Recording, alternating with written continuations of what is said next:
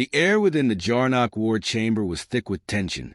Holographic projections of distant battlefields flickered above a round table of polished obsidian, each scene a testament to the devastating conflict raging across the galaxy.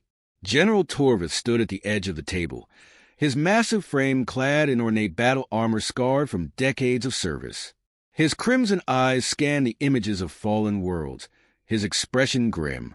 "My king," he began, his voice low and steady, "the Zilfar have pushed our forces to the brink. If we are to endure, we must choose our battles carefully." King Drathor, ruler of the Jarnock Dominion, reclined on his throne at the far end of the chamber. His imposing form radiated power, his crown glinting under the chamber's dim light.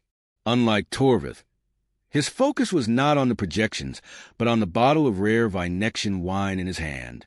"And yet you come to me with caution instead of solutions," Drathor said, his tone dismissive. "We are Jarnock, Torvith. It is not in our nature to retreat." Torvith clenched his fists but kept his composure. "This is not a retreat. It is strategy. Humanity remains neutral, but their potential to influence this war is undeniable. We've observed them for centuries. They are resourceful, adaptable, and capable of exploiting weaknesses no other race perceives. An attack on Earth would unify them in a way we've never seen before. We cannot afford to provoke them." Drathor's laughter echoed through the chamber. "You place too much faith in the lesser species. Earth is a backwater planet with outdated technology. They cling to neutrality because they know they cannot survive our wrath." Torvith stepped closer to the throne, his voice rising with urgency. "That is what they want us to believe.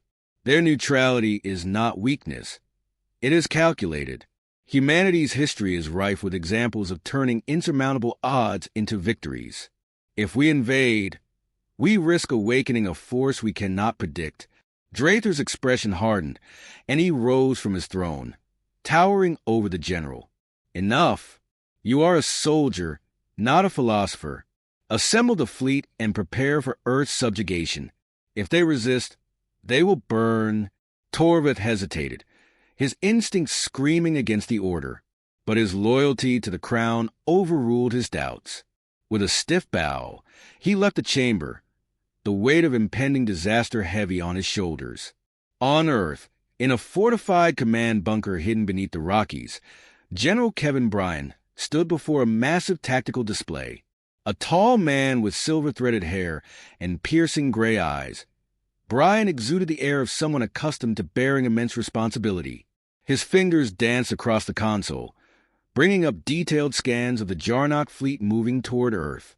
"We knew this day would come," Bryan said, addressing the room of military officers seated around him.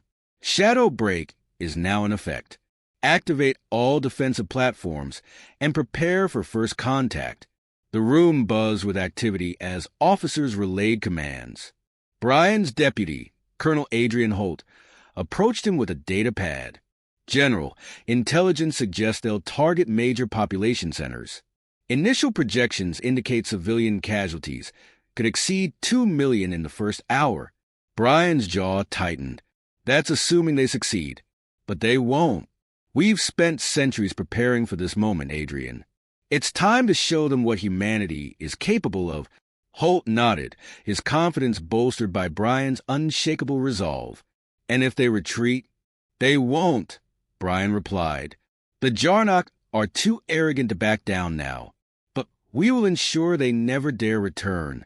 Aboard the Jarnock flagship Dominion's Wrath, Torvith stood on the bridge, his gaze fixed on the blue-green orb in the distance. Earth looked serene, almost fragile against the vastness of space. Yet he knew better. "General," a lieutenant called, breaking his reverie, "our forces are ready to deploy." "Orders?" Torvith hesitated, his earlier warnings replaying in his mind. "Proceed cautiously. No unnecessary risks. The king may demand their submission, but I will not throw our soldiers into an unwinnable fight." The lieutenant saluted and relayed the commands. Moments later, shimmering dropships descended toward Earth's surface, their sleek forms cutting through the atmosphere like falling stars. On the ground, Civilians across the globe watched in terror as alien vessels darkened the skies. Emergency broadcasts urged calm, but the panic was palpable. In Washington, D.C., President Alexander Hayes addressed the nation from a secure location. His words were measured, his demeanor steady. To the people of Earth, know that we are not defenseless. For years, we have prepared for this moment. Trust in our defenders, and we will prevail. As the first Jarnock troops set foot on Earth, they were met not with frightened civilians, but with eerie silence. The streets of New York, Tokyo, and Johannesburg were deserted, their inhabitants evacuated. What appeared to be abandonment was, in truth, a carefully laid trap. Torvith watched the ground reports with growing unease. "Something isn't right," he muttered. "Humans should be resisting, panicking. Instead, they've vanished." Back in the bunker, Brian stood at the heart of operations, issuing precise orders. "Deploy Phase 1 defenses. Let them believe they've gained a foothold before we strike." Across the globe, hidden defense systems activated. Automated turrets rose from concealed positions, targeting the invading forces. Energy shields enveloped key structures, rendering the Jarnock weapons ineffective. Brian leaned closer to the display, his voice cold and resolute. "The Jarnock believe we're unprepared. Let's show them how wrong they are." The Jarnock fleet cut through Earth's atmosphere, their shadow eclipsing cities below. Dropships roared over urban sprawls and countryside alike, their hulls bristling with alien weaponry. In the lead ship, General Torvith stood rigid, his crimson eyes scanning the operational displays. Reports streamed in, swift landings, minimal resistance. Yet unease gnawed at him. "Status?" Torvith barked, his voice sharp as the hum of energy shields rippling around the ship. "Ground forces are encountering no organized offense," replied a lieutenant. "Humans appear to have evacuated key locations. Scattered resistance detected in rural areas, but it's insignificant." Torvith frowned. The lack of resistance was too perfect, too orderly. It felt orchestrated. "Keep me updated," he said curtly, suppressing his unease. In the heart of Manhattan, once bustling streets now lay eerily silent. Jarnock's soldiers advanced cautiously, their armor glinting under the pale light of a veiled sun. Each step echoed in the empty corridors of skyscrapers. Suddenly, a sharp, mechanical whirring shattered the stillness. From hidden alcoves, automated turrets emerged, swiveling toward the invaders. They opened fire in synchronized bursts, their plasma rounds slicing through Jarnock armor. Dozens of soldiers fell before they could react, their advanced shielding systems rendered useless. "What in the void?" a squad leader shouted before being cut down. In the command bunker beneath the Rockies, General Brian observed the carnage through live feeds. His expression was stone cold as he spoke to his officers. "They've taken the bait," he said, his voice devoid of emotion. "Phase 1 is complete. Activate countermeasures in all urban zones." Across the globe, humanity's hidden defenses sprang to life. In Tokyo, cloaked drones swarmed the skies, targeting Jarnock dropships with pinpoint precision. In Berlin, electromagnetic pulses crippled the invaders' communication systems, throwing their ranks into disarray. In Johannesburg, mechanized exocets piloted by elite human soldiers emerged, cutting down alien infantry with brutal efficiency. Aboard the Dominion's Wrath, Torvith watched in growing horror as reports of human counterattacks poured in. The screens before him were filled with images of his troops falling, ships crashing and defenses failing. "This isn't a defense," Torvith muttered, his voice low and tense. "It's an ambush." The realization struck him with the force of a plasma round. Humanity hadn't been retreating. They'd been lying in wait, their neutrality a facade, masking their readiness for war. "General," an officer called, panic evident in his tone, "our ground forces are overwhelmed. Urban zones are death traps. We've lost half of our dropships to automated countermeasures." Torvith slammed a fist onto the console. "Pull back the ground troops and regroup. Deploy aerial bombardments to clear the way." In orbit, Jarnock warships adjusted their trajectories, positioning for orbital strikes. Their targeting systems locked onto major cities, but as they prepared to fire, an unprecedented phenomenon occurred. From Earth's surface, beams of concentrated energy lanced upward, striking the Jarnock vessels with uncanny precision. The ship's shields, designed to withstand conventional alien weaponry, crumbled under the assault. Explosions tore through the fleet, scattering debris into the atmosphere. Torvatha's eyes widened in disbelief. What is this? How do they have weapons that can bypass our defenses? On the ground, General Bryan issued his next command. Deploy the Peregrine units. In a concealed hangar deep within the Rocky Mountains, sleek, alien-inspired fighter jets roared to life. The Peregrines were a testament to humanity's ingenuity. Reverse engineered from scraps of Jarnock and Zilfer technology, they combined speed, maneuverability, and devastating firepower. The jets streaked through the sky, their pilots calm and focused as they engaged the Jarnock aerial units. Swarms of alien fighters fell under their assault, the Peregrines outmatching them at every turn. Torvatha's frustration boiled over. All ships, fall back to the defensive perimeter. We must regroup and reassess. An officer hesitated before replying. General, the Dominion's wrath is receiving a transmission from the humans. Torvatha's head snapped toward the communication panel. What? The officer nodded. It's on a secure frequency. The message is directed to you. Against his better judgment, Torvath ordered the message to be played. The holographic display flickered, and the image of General Kevin Bryan materialized. General Torvath, Bryan said, his voice steady, this is not a war you can win. Withdraw your forces now, and we will allow you to leave unscathed. Continue your assault, and we will dismantle your fleet piece by piece. Torvath studied Bryan's image, searching for any sign of bluff or weakness. He found none, and if I refuse, Torvath replied, his voice colder than before. Bryan's expression remained unchanged. Then your king's arrogance will cost you everything. Make your decision. The transmission ended abruptly, leaving Torvath staring at the blank screen. He turned to his officers, his jaw clenched. Prepare a full retreat, he ordered.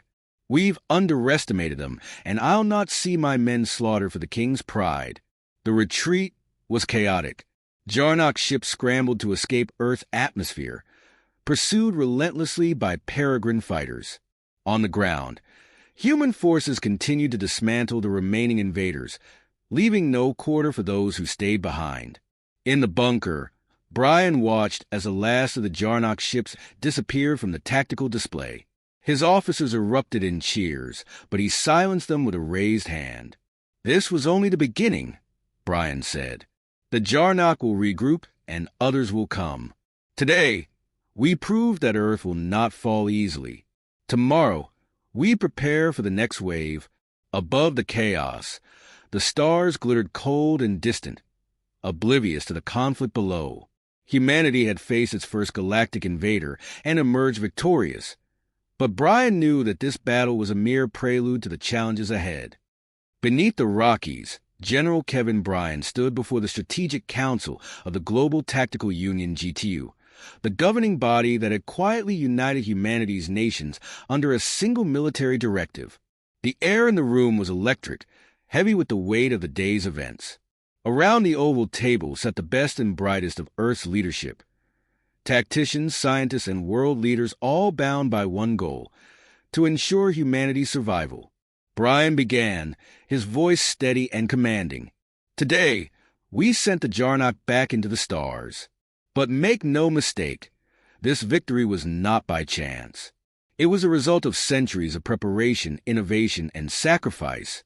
Humanity's strategy had been born from a sobering realization centuries ago. As early alien ships were detected passing through the outer edges of the solar system, Earth's leaders recognized a harsh truth. They were not alone, and they were not prepared. Through clandestine efforts, early probes were sent to collect debris from alien skirmishes beyond Earth orbit. Fragments of hulls, discarded energy cells, and shards of weaponry provided the foundation for humanity's research. This operation, later codenamed Shadowbreak, became the cornerstone of Earth's defense. Dr. Elias Cormack, an engineering prodigy, had been the architect of this endeavor. In a recorded message displayed during the meeting, his voice carried a prophetic weight. We must be invisible until we are invincible. The galaxy will not see us coming because they will not believe we are capable. That will be our greatest weapon. Brian continued, addressing the council. It wasn't just technology that brought us here. It was unity. For centuries, humans have fought each other over resources, ideology, and pride. The arrival of alien intelligence changed that. For the first time, humanity understood the stakes. He gestured to a holographic projection of Earth. Red dots marked regions that had once been flashpoints of conflict. These same regions now hosted key installations of humanity's global defense grid. The GTU wasn't built overnight, Brian said. It took decades of diplomacy, the dissolution of old rivalries, and a shared understanding that no single nation could stand alone.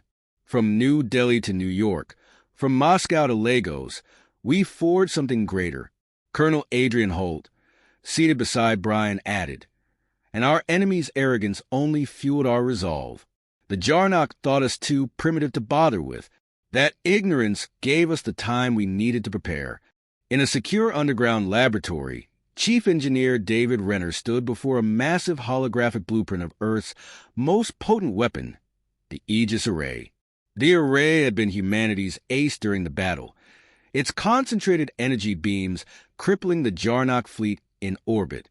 Renner addressed a group of senior scientists, his voice tinged with pride. The Aegis Array isn't just a weapon, it's a message. We've taken their technology and made it better. Every piece of alien hardware we've recovered has taught us something new, and we've used that knowledge to ensure no one can threaten us again. He tapped the control panel, and the blueprint shifted to display another innovation. Project Horizon, a fleet of starships in development to take humanity beyond the confines of Earth. Defending Earth is only the beginning, Renner said. To survive in this galaxy, we need to take the fight to them if necessary. Project Horizon will give us that ability. Meanwhile, aboard the retreating Dominion's Wrath, General Torvith faced a storm of dissent among his officers. The reports of Earth's countermeasures had shaken their confidence, and the losses were staggering. General, one officer said, his voice unsteady, what do we tell the king? That we underestimated a primitive species and lost an entire fleet. Torvith silenced him with a glare. We tell the king the truth. Humanity is no longer an afterthought. They are a threat that could rival the Zilfur. The room fell silent. Torvith knew he had to tread carefully. King Drathor's wrath was as legendary as his stubbornness. Yet Torvith's sense of duty outweighed his fear. If the king refuses to see reason, Torvith said gravely, then he will doom us all. Earth has revealed itself, and they will not be content to simply defend their planet. They will expand. We must adapt or face extinction. On Earth, Brian recorded a message to be broadcast across the galaxy. His words carried the weight of a species that had fought for its survival and won. To the rulers of the stars, he began, his tone measured but resolute. Earth is no longer a neutral party. Any attempt to threaten our planet or our people will be met with swift and decisive action. We have no desire for conquest, but we will defend ourselves against aggression. The message was transmitted not only to the Jarnock and Zilfur, but also to other factions scattered throughout the galaxy. Brian knew this declaration would draw attention, perhaps even provoke further conflict. But it was a necessary gamble. Later that evening, Brian stood alone in the observation deck of the command bunker, staring at the stars. He thought of the sacrifices that had brought humanity to this moment. The engineers who had toiled in secrecy, the soldiers who had trained relentlessly, the diplomats who had set aside centuries of mistrust. Adrian Holt joined him, breaking the silence. We've come a long way, Kevin. We have, Brian agreed, his voice subdued. But we can't afford complacency. Today, we proved we can stand against the Jarnock. Tomorrow, we face the unknown. The two men stood in silence, the weight of their responsibility pressing heavily upon them. Beyond the stars, new enemies waited, but so did new opportunities. As Brian and Holt left the observation deck, an alert echoed through the bunker. A young officer sprinted toward them, his face pale. "General," the officer stammered, "we've detected an unknown signal. It's not Jarnock or Zilfer. It's something else." Brian's expression hardened. "Show me." The atmosphere in the command bunker was thick with quiet tension.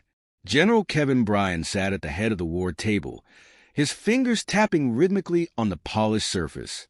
His face, weathered by months of high-stakes decisions, betrayed no emotion as he watched the latest intelligence reports flicker across the holoscreen. "General," Colonel Adrian Holt's voice broke the silence. He leaned over the table, pointing to the newly received data. "The Jarnock forces are scattered, their fleets broken, their communications are in disarray." Brian nodded, but his gaze never wavered. "It's not enough." Adrian raised an eyebrow. "What do you mean?" "We've won. Earth's safe." Brian's jaw tightened, his gray eyes narrowing. "Earth is safe, for now. But this victory doesn't guarantee peace. We've only just begun to reveal ourselves, and I can feel the eyes of the galaxy on us. Our enemies will regroup. We've made a powerful statement today, but it's one that'll attract more attention, not less." The room grew still as everyone absorbed Brian's words. Despite the initial elation over humanity's first major victory in a galactic conflict, the cold reality of the situation had set in. The Jarnock were not the only threat in the galaxy. In the far reaches of the galaxy, beyond the outer rim of the Zilfer and Jarnock territories, an unknown ship drifted toward Earth's solar system. Its sleek, alien design was unlike anything humanity had ever encountered. Deep within its command center, a figure sat at the helm, its features concealed by shadows. A harsh, mechanical voice crackled from the ship's communication system. "Prepare for deployment," the voice commanded, its tone devoid of emotion. "The humans have revealed their strength. It is time to test their resolve." The captain of the vessel nodded, understanding the gravity of the situation. This new faction, the Tar, had been watching Earth from the shadows. They had witnessed the Jarnock's failure, and their response would be swift and decisive. Back on Earth, General Bryan and Colonel Holt stood before a holographic map, detailing the galaxy's political landscape. The map was marked with dozens of symbols, representing the various alien factions, some known, many unknown. "We receive reports of unusual activity along the galactic frontier," Holt said, adjusting the display.